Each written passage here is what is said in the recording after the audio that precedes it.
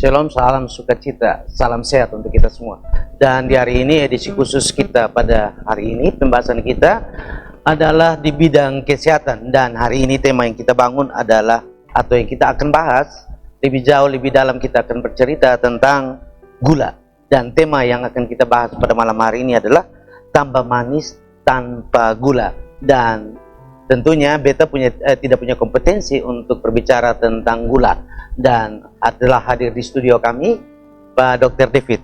Selamat malam Pak Dokter. Halo, selamat malam. Puji Tuhan hari ini kita bisa dipertemukan dengan Pak Dokter dan kita akan bercerita banyak Pak Dokter tentang gula. Memang hidup tanpa gula serasa hidup soalnya ada guna gitu. Tetapi kalau kelebihan gula bisa mengakibatkan hal-hal yang tidak kita inginkan. Dan di malam hari ini Pak Dokter kita akan bercerita banyak biar Pak Dokter bisa memberikan gambaran pada kita sejauh mana tubuh memerlukan gula dan batas-batasannya seperti apa, bagaimana mengelola gula dalam tubuh, atau kemana Pak Dokter? Ya. Sehat ya Pak Dokter malam? Nah, dingin tapi sehat. Dingin tapi sehat, itulah soe. Ya. Perbedaan soenya di situ. Baik, supaya jangan memperpanjang cerita kita akan langsung saja dalam bincang-bincang bersama Dr. David yang sehari-hari.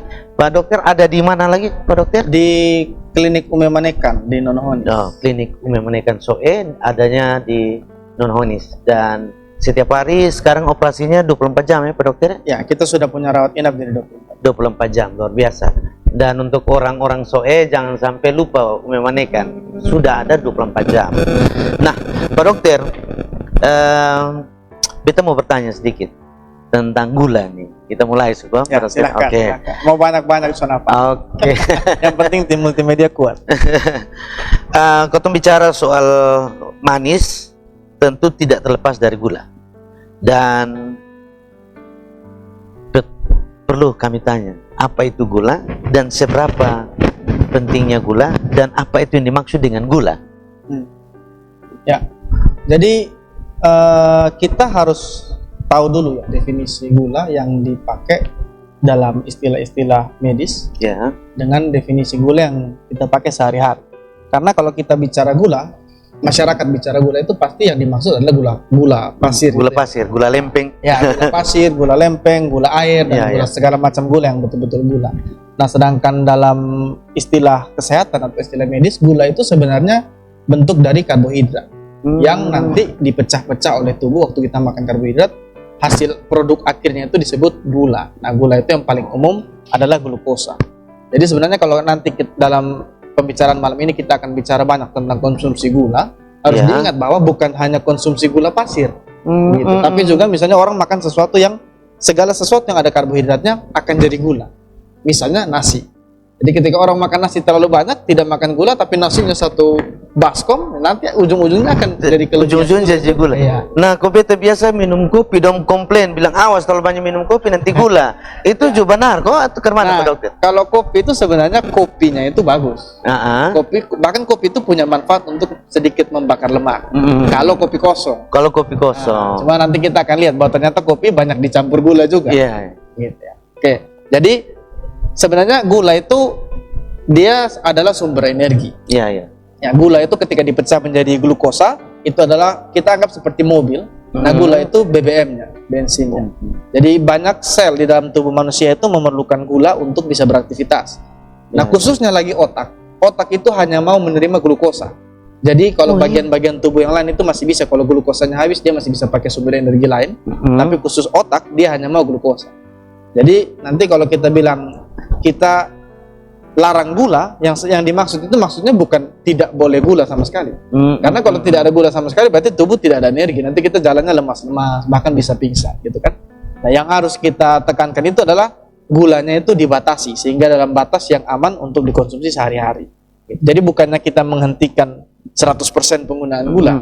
Karena itu tidak mungkin juga kan kita mau menghentikan 100% gula. Ingat tadi gula itu dari karbohidrat. Iya. Kalau kita mau stop 100% gula berarti stop nasi, stop ubi, berat stop itu. semua. Itu berat itu. Dan itu sepertinya sangat sulit dilakukan. Jadi gula itu ya hasil produksi dari karbohidrat yang nanti menjadi sumber energi. Jadi ada gunanya buat tubuh kita bahwa itu sebagai sumber energi bagi. Oke, siap Pak Dokter. Nah, kalau sudah begitu, tetapi banyak juga kotong lihat iklan, banyak juga pesan-pesan dari orang-orang ya profesional ya, orang-orang yang ahli di bidangnya, pesan untuk jangan sampai kotong mengkonsumsi gula atau apa namanya, gula jangan terlalu banyak-banyak dalam kotong pun tubuh. Nah, padahal tadi kalau gula soalnya dibutuhkan juga bisa-bisa kotong lemas, kita ya apalagi otak butuh sekali ini gula. Terus kalau gula kurang ya sudah kotong bisa ngebleng sudah. Ya. Jadi gula itu tadi saya bilang sebagai sumber energi ya. Memang dalam hidup kita itu segala sesuatu yang kurang atau lebih akan menjadi tidak bagus. Iya, iya. Ya, kalau kita terlalu tinggi tekanan darah disebut hipertensi, itu tidak bagus. Tapi terlalu rendah darah disebut hipotensi juga tidak bagus. Jadi kita makan lemak, lemak itu penting buat tubuh ya. Bahkan ada vitamin-vitamin tertentu yang hanya bisa larut lewat lemak. Iya, iya. Ya. Jadi lemak itu diperlukan tubuh, tetapi kalau terlalu banyak jadi berbahaya. Betul. Kalau kurang pun jadi berbahaya. Ya toh? Kan lemak itu kan salah satu fungsinya selain pelarut vitamin, dia juga menjaga tubuh supaya tetap hangat. Iya, iya. Nah, kalau lemaknya tidak ada, ya kita jalan di yang sekarang masih bisa senyum, tidak bisa senyum lagi. Karena sudah terlalu dingin. Nah, itu juga berlaku untuk gula. Jadi gula itu dalam takaran yang bagus, dia berfungsi. Tapi begitu dia menjadi terlalu banyak, jadi tidak bagus. Nanti disebut hiperglikemi. Itu dari dua kata, hiper dan glikemi. Itu apa? Hiperglikemi dari dua kata toh. Hiper itu artinya kelebihan, glikemi itu ya gula. Gula. Jadi maksudnya hiperglikemi itu kelebihan gula dalam darah. Nah, itu tidak bagus. Tapi kalau dia rendah disebut hipoglikemi, itu juga tidak bagus. Gitu. Jadi kita ya sebenarnya yang dimaksud para profesional ketika mengatakan untuk kurangi gula itu bukan tidak boleh, tapi kurangi. Sama juga kalau ada orang-orang yang disuruh diet, ayo turunkan lemak. Bukan tidak boleh makan lemak, tapi kurangi lemak. Ya, makanya yang disarankan diganti dengan lemak-lemak yang lebih sedikit gitu ya. Jadi misalnya contohnya gula, kalau orang itu disarankan untuk kurangi gula, nah biasanya kalau dia minum kopi gula satu sendok makan, misalnya setiap kali minum kopi, nah itu dikurangi jadi mungkin setengah sendok makan. Tetap boleh, bukan dilarang ya. Kan kasihan juga kita larang dia makan semua gula, mungkin dia stres. Betul. Makan kue, bayangkan makan kue tidak boleh pakai gula. Kuenya tidak mengembang. Iya, iya. Kuenya tidak mengembang, rasanya juga tidak enak. Wisona enak memang itu. Jadi nanti lama-lama tambah stres, tambah sonba aja buat kesehatan. Ayo, bahaya. Dan ternyata itu kalau begitu Pak Dokter berarti harus diakui bahwa kotong ketika dapat informasi seperti ini kotong salah kaprah. Kotong pemahaman salah, akhirnya kotong justru paling banyak hanya takut dengan gula. Ya. Takut, bahkan hampir-hampir seluruh makanan yang ada unsur manis itu kotong sudah hentikan semua. Gitu, ternyata salah ini pemahaman ya Pak Dokter ya? Ya, jadi memang di satu sisi ada sebenarnya sudah ada penelitian bahwa kalau kita stop secara sangat strict gitu ya, sangat tegas, stop semua gula, semua yang manis-manis tidak boleh. Ternyata ada dampak jeleknya. Ya, ya. Jadi 1-2 bulan pertama dia akan bagus turun, tapi kemudian tubuhnya stres karena dilarang semua nih, mau ini boleh, mau ini boleh. Akhirnya dia rebound. Jadi setelah 2 bulan itu turun, bulan ketiga naik kembali. Nah, itu tetap bagus. Jadi sebenarnya yang bagus itu turunnya pelan-pelan tapi konsisten. Nah, itu bisa dicapai bukan dengan melarang, tapi dengan membatasi penggunaan dari atau konsumsi dari makanan yang mengandung gula. Baik. Kalau kita sudah belajar tadi Pak Dokter sudah kasih gambaran tentang gula itu seperti apa, bagaimana kau memahami fungsi gula itu dan bagaimana kau mengekang diri dan menggunakan gula. Nah, sekarang Pak Dokter, kalau ketong ini artinya vari racun, saya Pak Dokter. Hampir semua jenis makanan kotong tabrak, ada enak di mana kotong taruh. Nah, persoalannya memang kami jujur awam sekali dalam berbagai jenis makanan. Yang paling gampang kotong tahu itu nasi. Nah, makanan-makanan lain itu hampir kotong tahu, bahkan gula. Kalau gula identik dengan gula pasir, identik dengan makanan yang namanya gula gitu. Nah, hanya ya sudah, kami kadang-kadang kotong ngerem diri banyak karena anjam kiri kanan, apalagi yang sudah sedikit punya silsilah gula darah itu biasanya ditekan habis-habisan. Nah, pertanyaannya sekarang Pak Dokter, kalau kotong kelebihan gula darah itu dampak yang sesungguhnya untuk kotong tubuh itu apa? Ya, jadi tadi saya bilang ya, kalau segala sesuatu yang lebih atau kurang itu kurang bagus.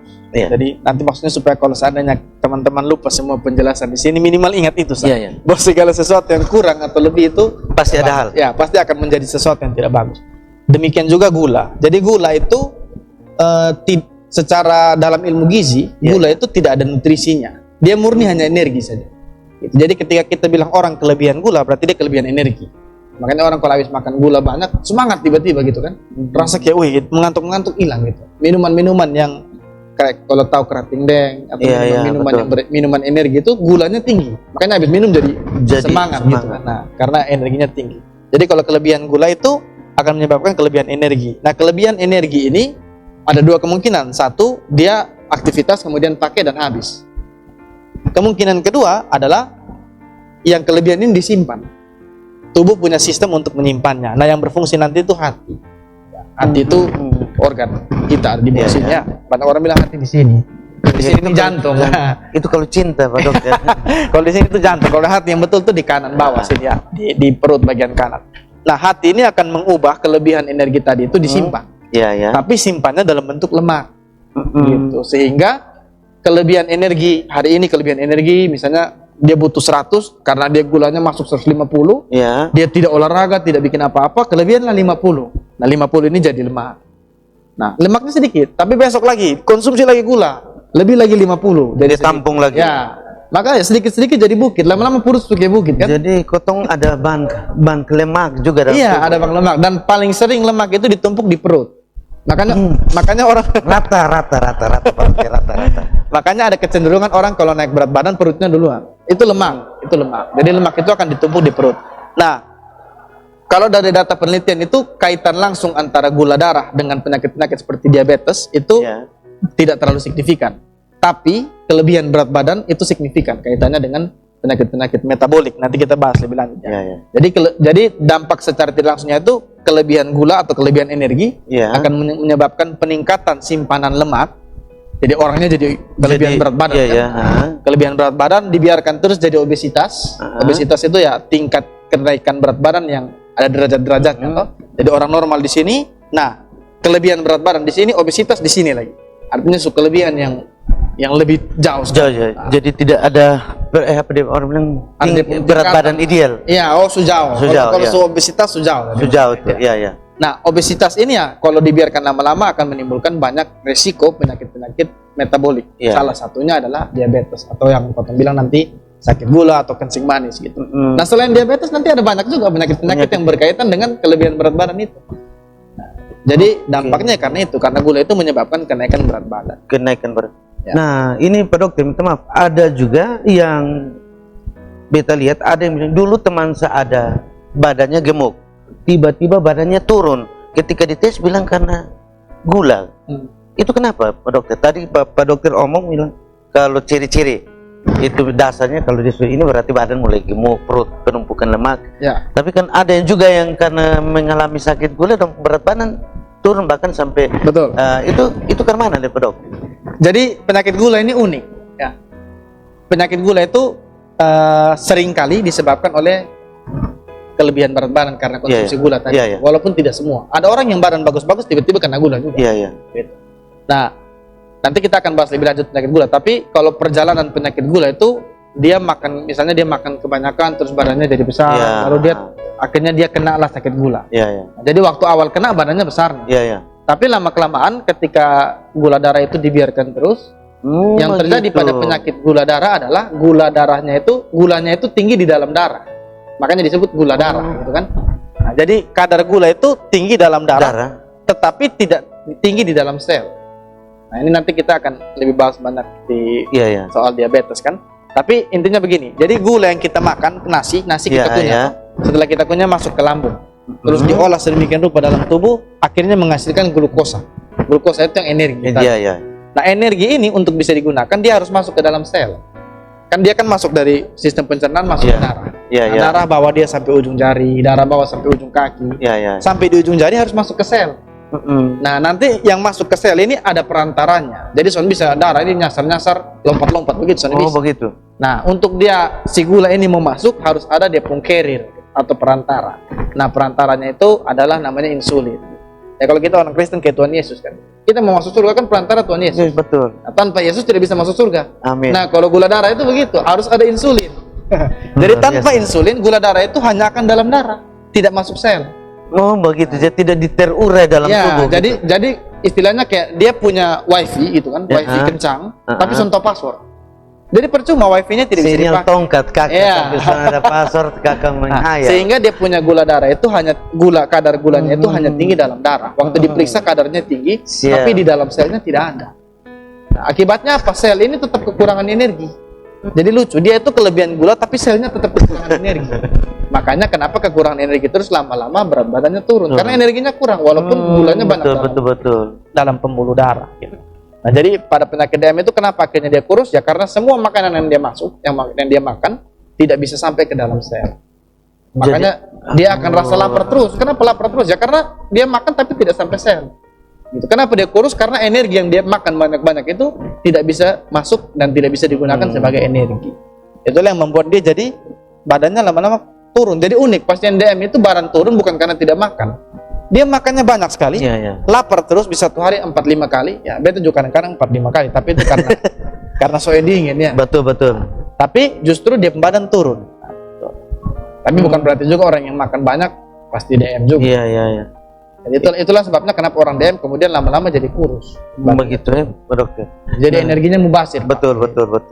Mestinya dia berubah menjadi lemak untuk tubuh untuk ini. Ya, tapi tidak jadi lemak, karena tidak bisa masuk. Sudah masuk. Jadi dia hilang Ya, jadi menurut si pembuluh darah ini secukup nih energinya, tinggi. Tapi menurut selnya mana energi sampai. Gitu. Itu dia pernah ketemu mau dia nona maksudnya omong sudah jadi. Oke Pak Dokter, kalau tadi sempat disinggung tentang kelebihan berat badan. Nah, kalau kelebihan berat badan tuh ya kasat mata biasa orang dokter biasa menyarankan untuk potong diet, olahraga secukupnya. Kira-kira ada penyakit-penyakit ikutan yang disebabkan karena kelebihan berat badan? Ya, jadi kelebihan berat badan ya berarti kelebihan energi ya. Makanya disimpan jadi berat badan yang berlebih. Penyakitnya banyak. Nah, yang paling misalnya ringan-ringan. Ringan-ringan tuh biasanya nanti dia muncul akne atau jerawat, walaupun tidak semua. Jadi itu salah satu yang jerawat ini paling banyak orang bilang itu ada tanda-tanda. Biasanya kalau anak-anak naik badan dia bilang itu karena masa pubertas. Ya, bisa juga karena hormon atau lain-lain. Gitu. Karena ada hormon, maka bisa muncul juga jerawat. Jadi makanya saya bilang tidak semua jerawat karena orang lagi kelebihan berat badan. Kadang-kadang yang kurus-kurus itu jerawat banyak. Nah, tapi artinya berat badan berlebih tetap bisa berisiko memunculkan jerawat. Itu yang ringan. Nah, kalau bicara yang berat nanti bisa menimbulkan bisa tekanan darah naik, tensinya naik. Nah, jadi menderita hipertensi atau gula darahnya yang naik. Gula darahnya naik yang tadi kita bilang hiperglikemi. Nah, hiperglikemi kalau dibiarkan terus jadi DM, diabetes mellitus itu, sakit gula darah. Nah, kalau yang darah tinggi ini dibiarkan terus ya dia akan menimbulkan penyakit-penyakit kardiovaskuler. Kardiovaskuler itu dari dua kata ya. Kardio itu jantung, ya core jantung, vaskuler itu pembuluh darah. Jadi penyakit-penyakit yang berkaitan dengan jantung dan pembuluh darah. Nah, jantung ya berarti bisa serangan jantung, bisa sakit jantung kan. Nah, kalau pembuluh darah ini lebih rumit lah ya. Karena pembuluh darah itu ada di seluruh tubuh. Maka di mana dia kena masalah, di situ jadi penyakit. Misalnya pembuluh darah yang bermasalah yang di otak, jadilah stroke. Pembuluh darah yang bermasalah di ujung jari, nanti tiba-tiba dia menjadi kram-kram. Atau bisa malah mati rasa. Pembuluh darah yang kena yang di ginjal, maka tiba-tiba ginjalnya mulai penurunan fungsi, lama-lama gagal ginjal. Nah, itu semua adalah komplikasi akhir. Atau kalau bahasa kerennya end organ complication. Jadi komplikasi tapi di akhir, di ujung sini. Muaranya adalah dari itu, kelebihan berat badan. Jadi jangan kita anggap kelebihan berat badan ini hal kecil. Hal kecil di awal gitu kan, oh cuma kelebihan. Malah orang zaman sekarang lihat anak kecil yang gendut-gendut itu. Lucu, imut-imut kan. Padahal kalau ditarik dalam jangka 20 tahun ke depan, ini yang tunggu dia nanti ya stroke, sakit jantung, sakit ginjal, gula darah, darah tinggi, dan lain-lain. Dan kalau kita lihat data penelitian sekarang itu, sakit-sakit itu bukan seperti zaman dulu, yang itu sakit-sakit orang tua. Sekarang itu orang bisa diabetes mulai umur 20 tahun. Itu terdiagnosis sebagai penderita gula darah. Jadi sakit ini bukan sakit-sakit orang tua. Makanya kalau anak dari bayi sudah besar sekali, jangan kita anggap imut. Harus hati-hati juga orang tua harus lihat-lihat. Wih, harus terlalu besar. SD itu anak PPA itu kan banyak. Ada beberapa anak PPA itu yang kadang-kadang ketemu dia kelas 3-4 SD berat 40 kilo. Ya, itu bukan imut, ya memang imut juga. ini bukan body shaming ya. Nah, ini kita bukan bicara menjelekkan tubuh manusia, Betul, tapi betul. ini masalah kesehatan. Siap, Pak Dokter. Jadi kalau anak itu 40 kilo kelas 3 SD dan dibiarkan terus, lama-lama dia jadi obesitas terus dan jatuhnya ke sakit-sakit metabolik itu. Berarti dari beberapa ini yang paling berbahaya itu apa, Dok? Nah, dari ini untuk dari semua. sekian banyak Ya. sekian banyak kondisi-kondisi yang bisa disebabkan karena kelebihan gula atau kelebihan energi dalam jangka panjang. Kalau mau ditanya yang mana yang paling berbahaya, ini agak sulit. Karena Ya. apa? Karena saya bilang, katakanlah misalnya contoh yang muncul serangan jantung, Iya. kan saat ini serangan bisa langsung mati, bawa BGD mati, dan banyak yang seperti itu. Iya. Nah itu berbahaya, semua orang sepakat itu berbahaya. Iya. Gitu? Tapi kalau kita bicara gula darah, orang bisa sakit gula darah 20 tahun dan tidak rasa apa-apa. Nah, tapi apakah gula darah ini tidak berbahaya? Nah, tetap berbahaya juga, hanya dia Iya. tidak langsung kasih mati. Gitu ya. Tapi dalam jangka panjang dia bisa buat tiba-tiba kaki dong mati rasa, luka sembuh-sembuh. Iya. Itu nanti harus cuci darah terus karena ginjal rusak. Nah itu berbahaya juga, tapi dalam artian bahayanya bukan bikin mati dalam waktu singkat, Tapi bikin mati, menderita itu. tapi menderita. Iya, iya. Nah, jadi kalau kita mau bilang mana yang paling berbahaya, semuanya berbahaya. Hanya saja bahayanya beda-beda. Ada Iya, yang iya. langsung mati, ada yang dalam tanda kutip pelan-pelan baru mati, ada yang harus cuci darah terus seumur hidup. Begitu stop cuci darah, meninggal. Semuanya bahaya. itu, Semuanya Pak. bahaya. Semuanya bahaya. Jadi Ya. tidak ada yang bisa kita pilih bahwa mana yang langsung, mana Betul. yang. Tapi kalau langsung ya kadang-kadang juga kita bilang kenapa begitu cepat, lama juga. Kita bilang, aduh terlalu menyiksa. Jadi ternyata jangan kita anggap sepele dengan awal mulanya kita pun badan besar, Betul. makan banyak, anak kita terlalu overweight. Kita bilang, anak makan bagus, kita senang-senang. Ternyata kita menabung sesuatu yang tidak baik untuk anak-anak kita. Sedangkan untuk kotong-kotong yang sudah dewasa dan hobi makan, yang sudah berat badan, rajin berolahraga ya Pak Dokter ya. Ya. Rajin olahraga, mulai keskurang su makan.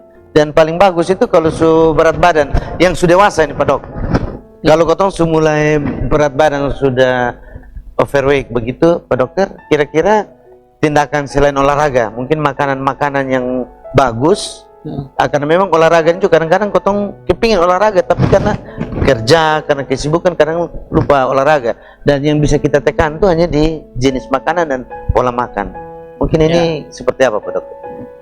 Jadi prinsipnya itu cuma dua ya. Kan itu penyebab kelebihan berat badan itu karena energi yang masuk terlalu banyak sehingga disimpan dalam bentuk lemak. Ya, Gitu kan? Jadi prinsipnya adalah bagaimana mengurangi energi masuk atau meningkatkan energi keluar. Ya. Cuma itu sah. Untuk mau turun berat badan itu cuma dua itu. Mengurangi energi masuk berarti dengan cara mengatur diet atau mengatur pola makan. Nah, kalau meningkatkan energi keluar berarti dengan cara olahraga. Nah, kedua ini tidak bisa saling menggantikan. Betul. Jadi sebenarnya yang betul adalah diet tanpa olahraga. Itu yang betul. Wajib, Tidak bisa ya. cuma diet toh, tapi tidak mau Tapi tidak olahraga. olahraga. Nah, Oh, betul, itu agak keliru. Jadi memang seringkali ya kalau orang-orang yang pegawai-pegawai yang cukup sudah mulai sibuk, dia akan bilang, wah ini kemana? Saya kerja dari pagi sampai sore Ya. dan lain-lain. Tapi ya dan di satu sisi juga memang kesehatan itu kan pilihan. Kalau mau sehat ya harus pilih untuk sehat dan harus berjuang untuk sehat. Gitu kan? Iya, iya. Karena iya. sebenarnya syarat yang dimaksud olahraga yang bagus untuk kasus-kasus DM atau kasus hipertensi itu syaratnya cuma seminggu minimal 3 kali 30 menit olahraga. Wajib ya Pak Wajib. Dokter. Ya? Jadi 30 menit itu bukan olahraga berat, bukan lari non-stop. Dia cukup jogging, yang penting adalah konsistensi.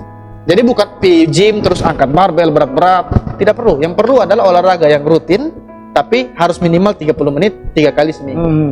Nah, Dan kalau ke bepotong Pak Dokter. Ya. Nah, kalau ke mama-mama, mereka kan aktivitas dalam rumah ini kan rutin dari pagi sampai ya aktivitas mama kau paham. Aktivitas ya dari dalam dari depan sampai belakang ini aktivitasnya hampir rutin betul-betul itu. Dan apakah itu sudah bisa kategorikan olahraga? Ya, jadi 30 menit itu harus non-stop. Oh, non-stop. Beda dengan dia cuci piring 15 menit, terus duduk sedikit, terus nanti lanjut. Ini itu tidak sama. Iya. Karena dari 0 sampai 30 menit itu dia mulai tahap pembakaran lemak. Oh iya iya. Kalau dia masih 10 menit, 15 menit itu belum sampai pembakaran lemak. Kan energi itu kan dipakai pertama yang gula tadi. Iya iya. Glukosa tadi. Nanti glukosanya habis baru lama-lama dia pecah lemak gitu. Kalau dia cuma 15 menit sering tapi cuma 15 menit yang dipakai cuma glukosa. Lemaknya tidak keluar. Betul Pak Dokter. Jadi mama ya tetap harus sediakan waktu untuk 30 menit itu. Nah, terus ya kalau sering mama di rumah ya jangan lupa juga dia mungkin olahraganya banyak tapi intake-nya ini yang masuk ini. Iya iya. Nah, nanti pada saat istirahat mulai kasih keluar kue ini. kue itu. Kan sama, cemilan. kan? Jadi yang Iya. keluar banyak-banyak, tapi yang masuk lebih banyak lagi, sehingga tetap gagal percobaan usaha untuk penurunan berat Iya, badannya iya, tetap tidak berhasil. Luar biasa pemirsa pembicaraan kita pada saat ini, dan banyak membuka wawasan kita tentang gula. Dan kita akan kembali setelah iklan berikut ini.